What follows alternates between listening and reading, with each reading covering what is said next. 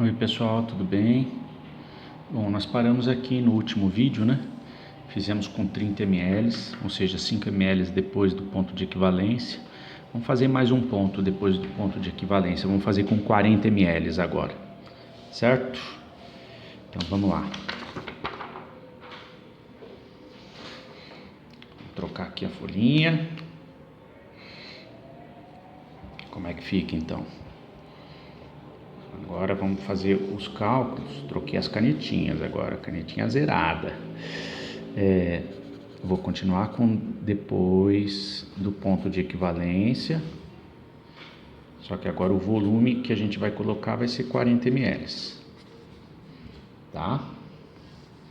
Então vamos lá, como é que vai ficar a brincadeira? Ferro mais 2, que está lá dentro do Erlenmeyer. A solução de sério mais 4 é a solução padrão que está fora, que está dentro da minha bureta. Eu vou colocar sério na solução de ferro. Vai haver a formação de ferro mais 3, mais sério mais 3. Essa daqui é a minha equação global, que eu vou colocar na minha tabelinha de equilíbrio. Início, reagiu, formou. Fim, uma coluninha para cada substância. E nós temos o início, reagiu, formou. Fim. Como é que vai ficar então? Ó, aqui cansamos já de fazer esse cálculo. Ó, temos que alimentar em número de mols, porque tá havendo variação de volume. Então 0,0025 mols. Aqui eu estou jogando 40 ml de solução de sério. O volume vezes a concentração de 0,1, né, me dá o número de mols. Então dá 0,040 litros vezes 0,1 dá 0,0040 mols. Numa situação de início, eu tenho 0 mols desse camarada e 0 mols desse camarada formados. Quanto que vai reagir? Vai reagir a quantidade do meu reagente limitante, que no caso é quem está lá na bureta, certo? Ó, aqui, ó. Então, você tem aqui 0,0025 mols de ferro na minha bureta, na minha titulação. Então, vai reagir praticamente tudo. Quase 0,025, né? Quanto que vai reagir aqui de sério? 0,0025. E aqui, quanto que vai ser formado? 0,0025. 0,0025. Porque é 1 para 1 para 1 para 1. Tá? Muito bem. Quanto que eu tenho numa situação de equilíbrio? Aqui eu tinha 0,025, foi consumido 0,0025. Eu vou ter no final praticamente zero. Aqui eu vou ter no final 0,0015, né? 0,040 menos 0,025 dá 0,015 aqui no final. 0,0025 mols, 0,0025 mols. Beleza? Ó, aqui de novo. Ó, eu tenho a semi-reação do anodo e a semi-reação do cátodo. Qual que é a mais adequada para calcular o potencial da minha solução? Aquela que tem as concentrações de todo mundo. No caso, eu tenho a concentração de sério mais 3 e a concentração de sério mais 4. Né? Aqui está em número de mols, mas eu consigo achar a concentração. Já a equação do meu anodo não dá, por quê? Porque eu preciso da concentração de ferro mais 2 e ferro mais 3. E ferro mais 2 eu não tenho como determinar a concentração. Só ferro mais 3. Ok? Aqui é quase zero, aí vai me gerar uma indeterminação. Então essa reação aqui não vai para frente. Eu não consigo determinar por meio dessa equação. Mas determinando por meio dessa, eles vão entrar numa situação de equilíbrio. Esse potencial vai ficar igual a esse. Portanto, eu vou estar achando o potencial da minha solução, do meu meio, lá dentro do meu Erlenmeyer. Tá? Então a gente vai usar essa equação. Então vamos copiar ela aqui, ó. Potencial é igual a 1,44 menos 0,05916 vezes log da concentração de sério mais 3 elevado à primeira dividido pela concentração de sério mais 4 elevado à primeira. Eu preciso dessas concentrações, então, para calcular aí. Vamos calcular elas aqui, ó. Então, a concentração de sério mais 3 é igual ao número de mols de sério mais 3 dividido pelo novo volume. O número de mols de sério mais 3 é praticamente 0,0025 dividido pelo novo volume. O volume inicial lá dentro do meu Erlenmeyer era 25. Eu joguei 40 ml de solução de sério, então meu volume final é 65 ml, ou seja, 0,065 litros. Fazendo essa continha, eu tenho 0,0385 mols por litro de sério mais 3 em solução. Qual que é a concentração do sério mais 4? É o número de mols de sério mais 4, que dá 0,0015, dividido pelo novo volume, que é 0,065 litros. Isso dá 0,0231 mols por litro. Pego essas duas concentrações e injeto lá na minha equação de Nernst. Então vai ficar assim, ó. Potencial da minha reação, quer dizer, potencial do meu meio vai ser igual a 1,44 menos 0,05916 vezes log de 0,0385 elevado à primeira dividido por 0,0231 elevado à primeira. Tá? Resolvendo essa equação, resolvendo toda essa conta, isso dá 1,43 volts. Agora a curva vai deitar, hein? Olha lá. Por que a curva vai deitar? No outro tinha dado praticamente 1,4 volts, né? Quer dizer, 1,4 ou 1,43 vai dar na mesma. Então, quando eu pego em 40 ml, olha lá, deu praticamente 1,4. 1,43. Então, daqui, ó. Tá? Olha lá, ó. A curva deitou, ó. A sigmoide aparece. Gente, tá claro? Olha que bacana. Daqui a pouco a gente vai estudar o princípio de ação de indicadores. O que é um indicador que a gente chama de indicador verdadeiro? É aquele indicador que vai mudar de cor nesse pescoço de curva, nesse intervalo. Ó, esse aqui é o ponto de equivalência. Se o meu indicador ele muda nessa faixa de cor, ó, ele pega de maneira perfeita a viragem da minha titulação. Tá? Tudo bem, gente? Ó, a sigmoide apareceu de novo, pessoal. Ela sempre aparece nas nossas titulações. Ó, mas aqui mudou, né? É potencial da minha solução em função do volume titulante. E aí, gente, é muito curioso e muito legal de entender o seguinte: essas titulações, quando a gente vai para titulação potenciométrica, né? Onde eu meço potencial em função do volume titulante, e aí só que eu uso um instrumental para medir, né? Tudo aquilo que a gente determina de forma teórica se confirma experimentalmente. Então, quando você coloca o eletrodo lá na análise instrumental e ele mede o potencial, né? Essa curva se confirma. Tudo bem, gente? Beleza? Então, é muito legal, né? Você vê, é tudo muito parecido, mas é tudo muito diferente na volumetria de óxido-redução, né? Tudo aquilo que a gente construiu o olhar, ele foi necessário aqui para o entendimento, né? Entender a situação de equilíbrio, entender a Nernst aplicada no anodo e no catodo, Nernst aplicada à equação global, tudo isso foi muito útil para o entendimento do fenômeno, né? Certo? É interessante entender que quando a gente pega, por exemplo, a titulação nos vários pontos, quais são os vários pontos? Deixa eu ver aqui a minha folhinha, né? Os vários pontos são antes da titulação ocorrer, ou seja, no volume 0 ml. Opa, deu um tchan aqui. Durante, nós fizemos com volume durante, ou seja, antes do ponto de equivalência, nós fizemos em 5 ml e 12,5 ml. Nós fizemos no ponto de equivalência, que foi o volume de 25 ml.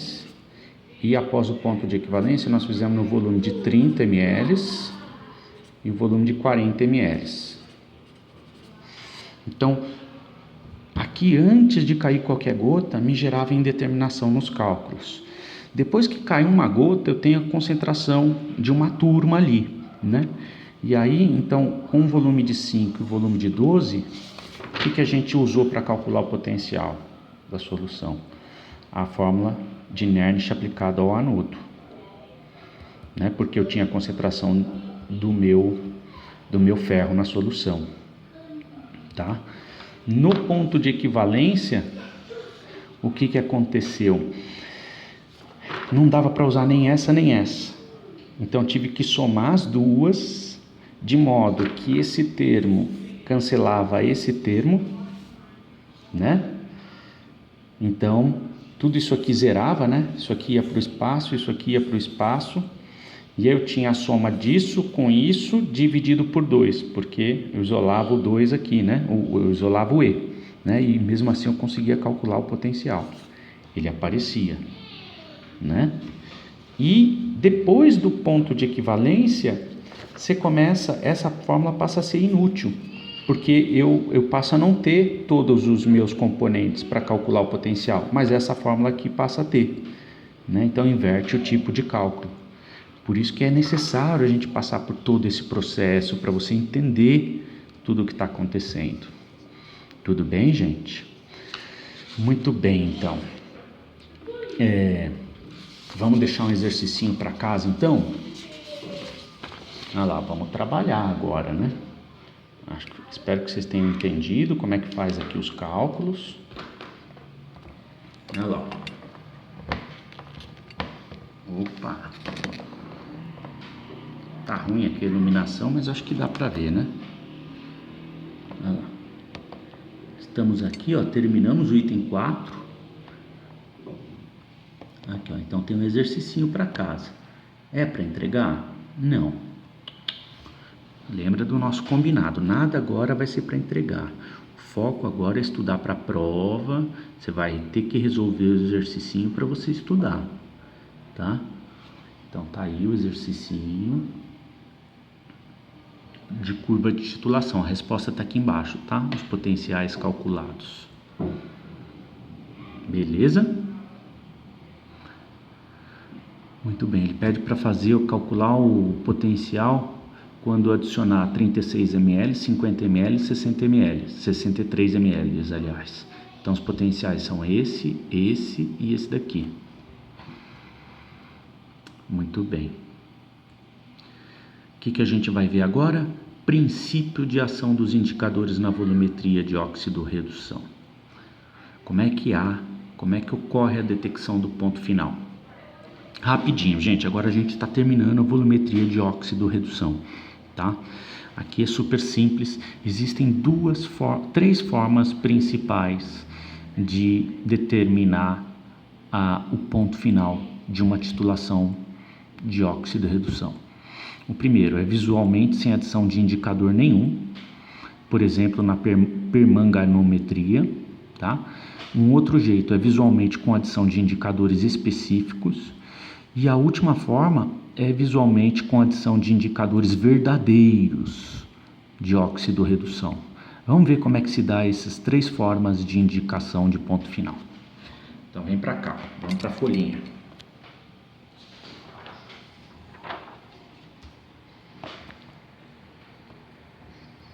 É super simples, gente. Agora a gente está terminando o item 5, né? Indicação do ponto final da minha reação. Como é que se dá? A primeira forma é visualmente, sem adição de indicador. Como é que acontece isso, né, gente? Isso se dá principalmente na permanganimetria. E aí vai ficar muito claro que o tio colocou vídeos de titulações de oxirredução, que está na próxima atividade, e aí você vai ver isso na prática, tá? Na permanganimetria, o meu reagente que vem aqui na bureta é o permanganato, por isso que chama permanganimetria, permanganometria, aliás, né? Então, a solução de permanganato, eu coloquei aqui o rosinha, mas na verdade ele é um roxo bem intenso. É um roxo bem intenso, tá? Então, quando eu titulo a minha amostra problema com esse meu roxo bem intenso, o permanganato vai reagir com o meu analito, de interesse, e aí, como ele vai ser consumido, ele vai ser convertido numa outra estrutura que não tem cor, né? Durante todo o processo de titulação, essa solução aqui fica incolor, tá? Aí o que acontece? Quando cair a primeira gota de excesso de permanganato, ou seja, já consumiu todo o meu analito de interesse, a primeira gota que cair é o MnO4-, que é roxo. Essa primeira gota em excesso, ó, a gota aqui, ó, a gota. Quando ela cai em solução, ela cora. Então, não precisa adicionar nada. A própria solução padrão, ela é a indicadora do ponto final, né? A primeira gota em excesso vai corar a solução, sinalizando que houve consumo completo do meu reagente, né? Do meu analito de interesse, tá? E aí eu preciso me atentar para a estequiometria da reação para saber, né? Então aqui eu tenho um volume gasto vezes uma concentração, vai me dar um número de mols. E aí eu sei, como eu sei a reação que ocorre aqui, né? Então vamos supor que aqui seja 1:1. Então o número de mols que está aqui é igual ao número de mols que está aqui do meu analito de interesse.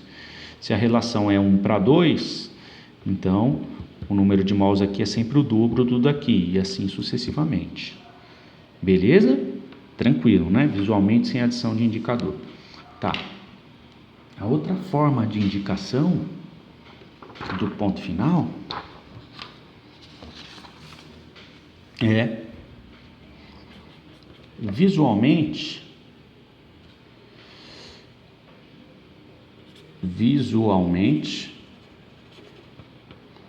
com a adição de indicador específico.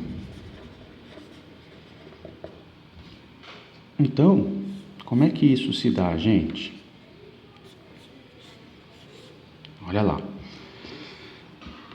Isso se dá da seguinte maneira. Aqui eu tenho o meu titulante, que é um agente oxidante, um agente redutor, e aqui eu tenho o meu titulado, né?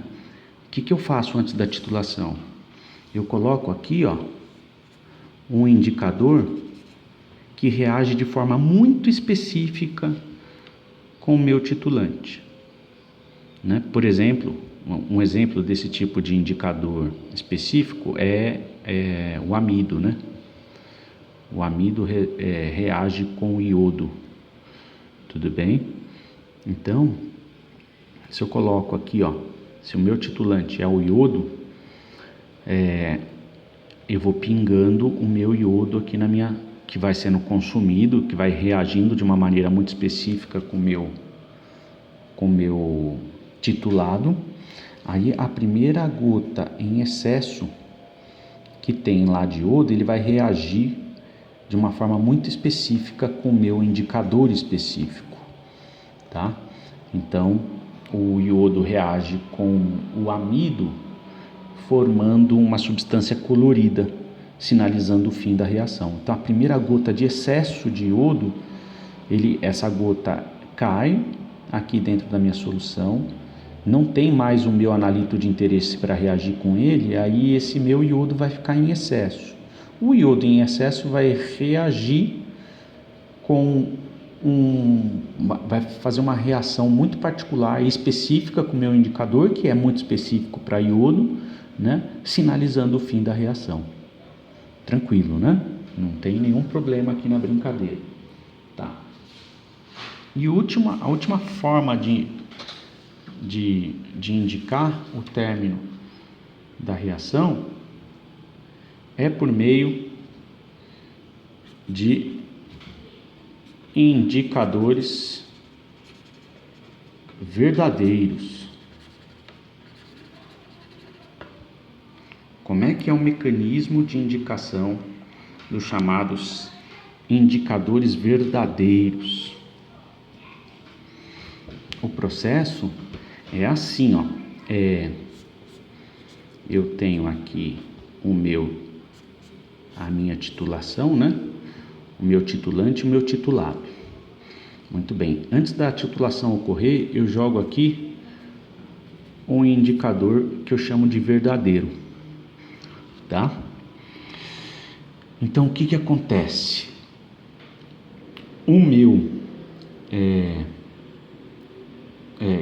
À medida que essa reação vai acontecendo, né? Existe uma variação de potencial, né? Aqui dentro. O potencial varia em função do volume de titulante que eu vou jogando, certo? Isso dá uma sigmoide, como nós já vimos. E o ponto de viragem, né? Ele se dá num potencial muito específico, certo? Potencial X. Beleza? Muito bem. O que acontece? Como é que funciona o indicador verdadeiro? Um indicador verdadeiro é um camarada que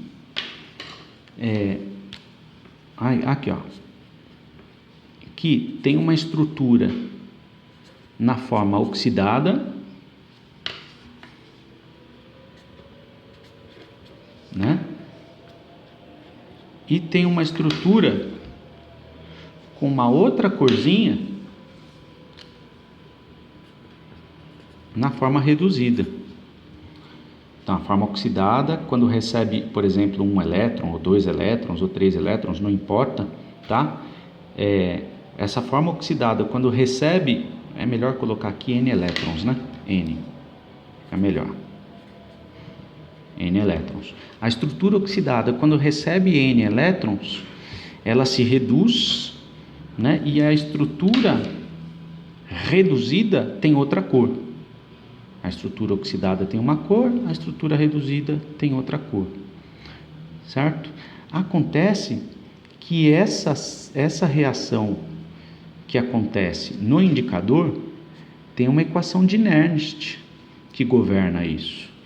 Potencial é igual ao potencial padrão da estrutura reduzida e a estrutura oxidada menos 0,05916 sobre N vezes log da estrutura reduzida, da concentração da estrutura reduzida, dividido pela concentração da estrutura oxidada, tá? Elevado aos seus respectivos coeficientes estequiométricos. Beleza? Então, tem Nernst governando aqui o nosso indicador. O que acontece? Qual que é o princípio de ação do indicador? O princípio de ação é muito parecido com aquele que a gente viu na volumetria de neutralização. quando essas concentrações aqui, ó, eu devia ter colocado em corzinha diferente, né? Oxidada de laranjinha e reduzida marronzinha, né?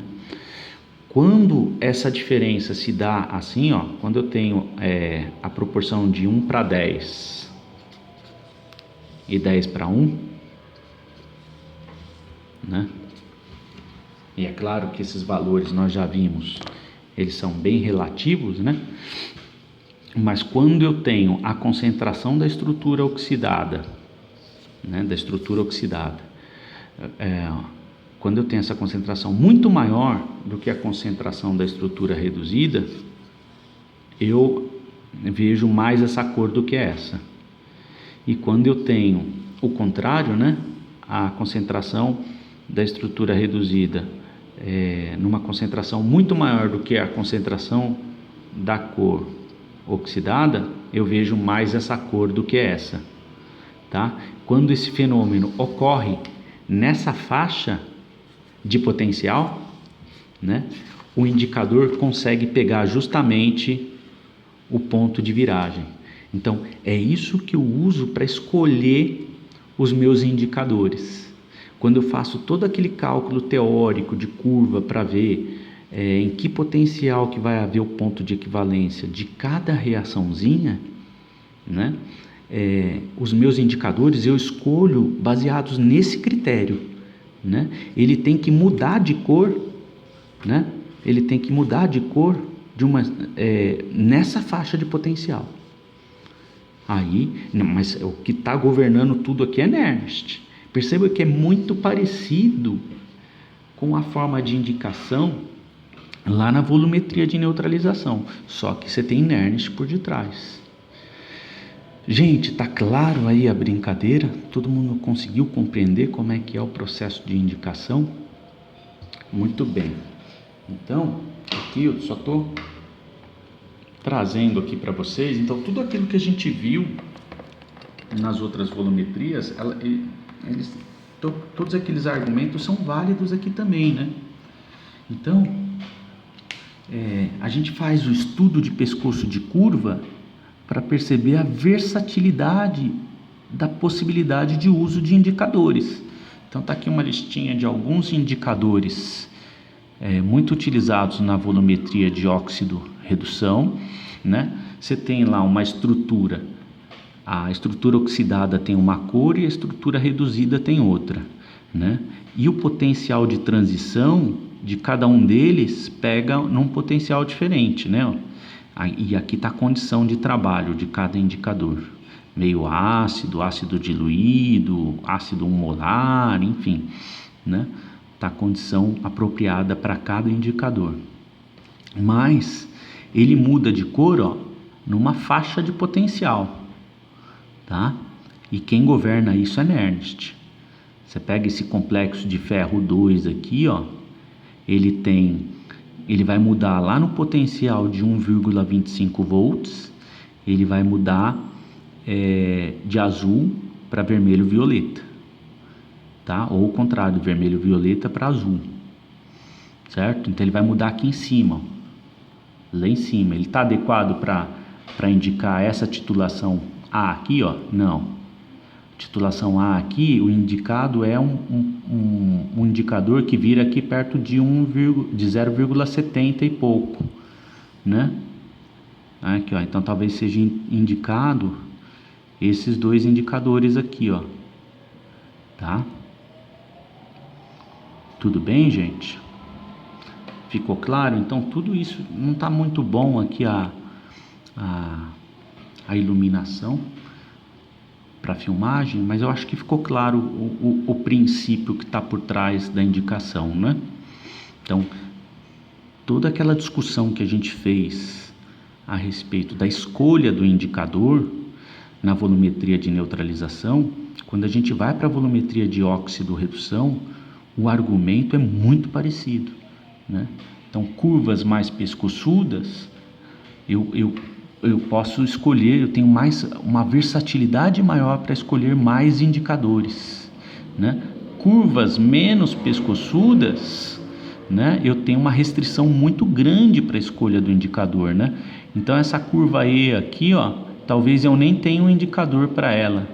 Talvez seja melhor fazer o método da volumetria por potenciometria, né? Talvez seja interessante fazer por potenciometria e usar a segunda derivada aqui, ó, da curva para achar o ponto de equivalência. Nós vamos ver isso lá em análise instrumental, tá?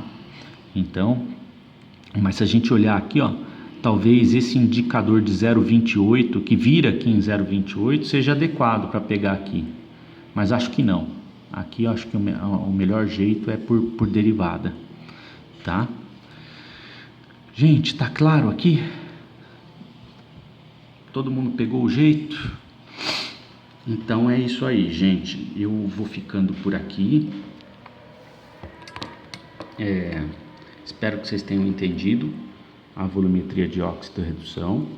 Ela é bem mais complexa do que as outras, né? Eu concordo plenamente. Mas eu acho que o tio conseguiu fazer um panorama bem gostoso para a gente conseguir entender um pouquinho dessa volumetria, tá? Em função da escassez do tempo, o que nós faremos agora? Nós vamos para a volumetria de complexação e aí o tio vai dar ela bem rapidinho para vocês, tá? Porque não vai dar para trabalhar muito bem com isso. Mas antes de entrarmos na volumetria de complexação, a próxima atividade tem os vídeos com as titulações de óxido-redução, tá? Para você ter uma ideia lá de como é que é uma titulação de óxido-redução. Beleza? Então vou ficando por aqui. Beijo, beijo e até a próxima atividade.